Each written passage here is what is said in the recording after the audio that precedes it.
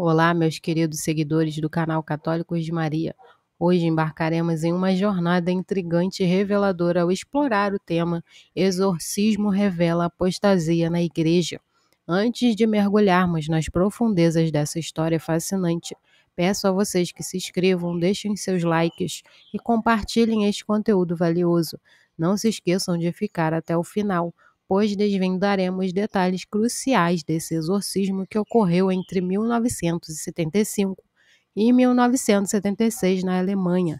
Entre os anos de 1975 e 76, desdobrou-se na Alemanha um dos episódios mais controversos e misteriosos da história recente da Igreja Católica, uma série de possessões demoníacas que envolveram um indivíduo chamado Michael. À medida que nos aprofundamos nessa narrativa, compreendemos que, com o passar do tempo, as circunstâncias que envolveram esses eventos foram sendo gradualmente esclarecidas, trazendo à tona uma compreensão mais profunda sobre o que de fato aconteceu.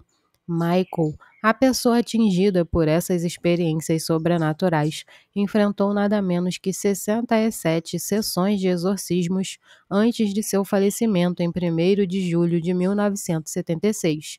Curiosamente, seu túmulo se tornou um local de peregrinação, refletindo o impacto duradouro desses eventos. Hollywood, como de costume, explorou esse enredo em vários filmes, sendo O Exorcismo de Emily Rose o mais proeminente, embora tenha adotado uma abordagem sensacionalista da questão.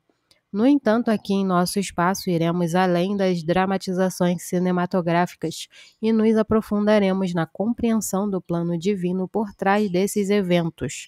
Antes de entrarmos nos detalhes, quero convidar cada um de vocês a se envolver ativamente com o nosso canal. Se inscrevendo, ativando as notificações, curtam este vídeo e compartilhem com amigos e familiares. E claro, peço que permaneçam conosco até o final deste vídeo, pois desvendaremos informações cruciais que talvez vocês ainda não conhecem. A personagem central dessa narrativa, chamada Annalise, era uma jovem profundamente devota de uma família católica tradicional. Seu envolvimento nesses eventos ocorreu em um contexto marcado por mudanças significativas na Igreja Católica, especialmente durante a época do Concílio Vaticano II, nos anos 70. Esse período foi caracterizado por transformações litúrgicas e doutrinárias que nem todos aceitaram de maneira unânime. Annalise, ao sentir que a comunhão estava sendo introduzida de maneira inadequada, tomou a decisão de buscar uma paróquia que mantivesse as práticas tradicionais. Esse movimento, entretanto, coincidiu com uma época em que muitos líderes religiosos estavam questionando doutrinas fundamentais da fé, incluindo a existência dos demônios, conforme destacado na encíclica Humanae Vitae de Paulo VI, que abordava a moralidade sexual. O ambiente interno da igreja estava repleto de questionamentos e ceticismo em relação a diversos ensinamentos, embora a apostasia tenha se intensificado nas décadas seguintes, tornando-se mais evidente após a morte do Papa Bento XVI. Já na época de Annalise, era perceptível uma crescente dissidência em relação a dogmas tradicionais. Antes de os sinais da possessão se manifestarem, Annalise já enfrentava sérios problemas de saúde, o que tornava difícil até mesmo caminhar. Quando os demônios finalmente a possuíram, alegaram que uma maldição lançada por uma mulher da cidade natal de sua mãe, em 1973, a havia marcado desde o ventre materno. Annalise relatou a médicos visões aterrorizantes desses seres demoníacos, e meses depois odores insuportáveis que somente ela conseguia perceber. A reviravolta na vida de Annalise aconteceu aos 20 anos, quando teve uma visão da Virgem Maria. Nessa experiência mística, a Virgem lhe fez uma pergunta impactante. Estaria ela disposta a sofrer intensamente pelos jovens e pelos padres alemães? Esse sofrimento se manifestaria através de uma possessão demoníaca, e Annalise seria chamada a ser uma alma vítima. A Virgem Maria expressou sua preocupação com o grande número de almas perdidas e a necessidade de penitência por parte de sacerdotes. Diante dessa proposta divina, Anneliese inicialmente hesitou, buscando conselho junto aos seus pais. Estes, cientes de que a penitência implicaria em uma batalha intensa com os demônios, a aconselharam a recusar. No entanto, após uma reflexão profunda e uma conversa com sua mãe, Anneliese decidiu aceitar o chamado divino. Este foi o momento crucial que marcou o início de sua jornada de possessão e sofrimento em prol de uma causa maior. Os dias seguintes foram dedicados a intensas orações diante de um crucifixo. Os relatos indicam que Anneliese, ao dizer sim à Virgem Maria, começou a experimentar os sinais clássicos de possessão demoníaca. No entanto, esses sinais foram agravados, resultando em um rápido declínio de sua saúde. Importante mencionar que, mesmo durante a possessão, Anneliese continuava a participar ativamente da vida religiosa, frequentando missas, rezando o terço e recebendo os sacramentos. Diante da gravidade da situação, o bispo concedeu permissão para que os padres Terraalt e Arnold aplicassem um rito oficial de exorcismo. Esses exorcismos foram notáveis por terem sido gravados em um áudio, permitindo que hoje tenhamos conhecimento detalhado dos eventos. Curiosamente, em 2 ocasiões, os demônios aparentemente foram expulsos, mas retornaram alguns dias depois, demonstrando uma persistência surpreendente. Os diálogos durante esses exorcismos revelaram um quadro intrigante. Os demônios, em suas manifestações, expressaram sua intenção de deixar Anneliese, alegando não suportar mais a presença nela. Contudo, foram impedidos de fazê-lo, pois alegavam que Deus desejava que permanecessem para realizar um propósito específico: oprimir Anneliese, para que os pecadores pudessem se converter e serem salvos da condenação.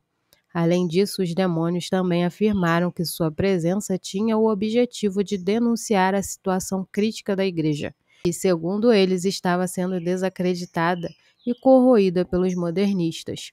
Essa perspectiva única e perturbadora revelou que Anneliese estava possuída por 10 demônios, incluindo figuras históricas como Lúcifer, Caim, Hitler, Nero, o pai francês e Judas Iscariotes.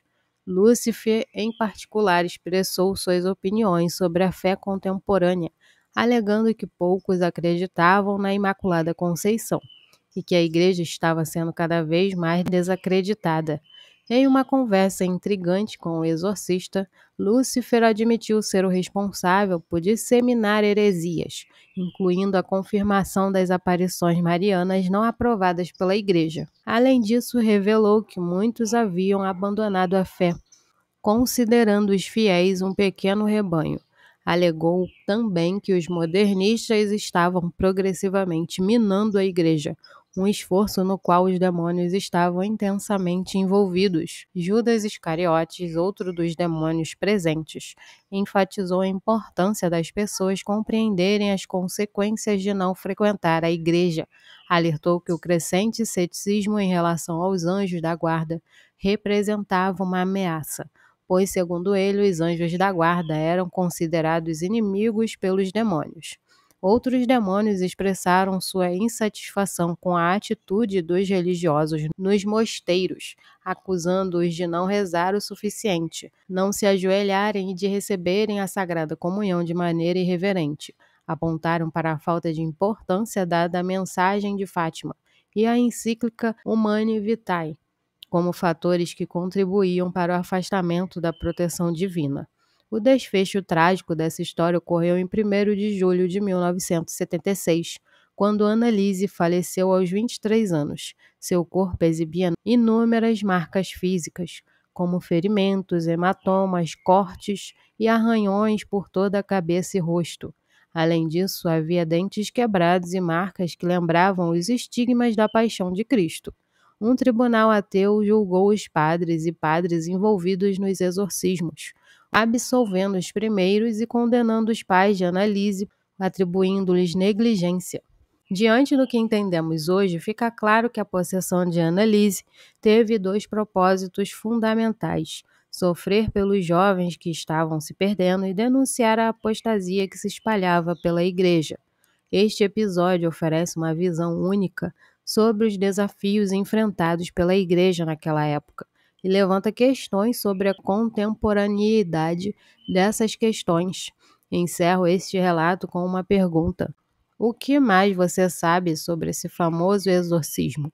Compartilhe suas opiniões e conhecimentos nos comentários. E não se esqueça de se inscrever para não perder nenhum dos nossos futuros vídeos, para acompanhar este longo mergulho nessa história complexa e repleta de nuances. Até o próximo vídeo.